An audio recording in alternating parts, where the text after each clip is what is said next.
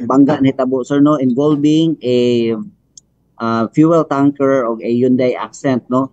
According sa atong investigator on case sir, ang katudang kuan atong fuel tanker is ni swerve siya gamay, nilikay siya gamay, Hmm. padulong siya sa center lane o katong kuan Hyundai Accent is ni overtake pud siya. Ug sa Oh. dihang pag-overtake in the event, nagtagbo gyud sila sir head on.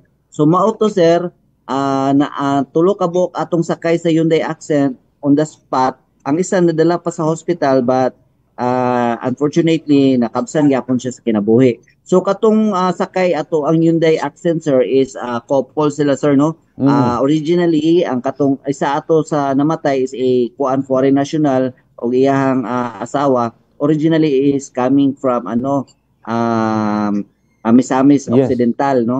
Pero nagpuyo na sila sa Taguluan Misamis Oriental while ang katong kuan, ang katong isa pod ka pares kay duha man to ka babae na Mm. maigsuon is nagpuyo po sila sa Manolo Fortich. Dayon ang driver sir karon naka-detain sa Iligan City Police Station 3 kay dito Mm. man ang area ang Balangay Dalipuga na pending sa iya facing criminal charges for reckless imprudence resulting to multiple homicide and damage to property. Under Case solved detain? siya sir considering is nadakpan man na to ang suspect dayon nakuan po na to na file po ng kaso.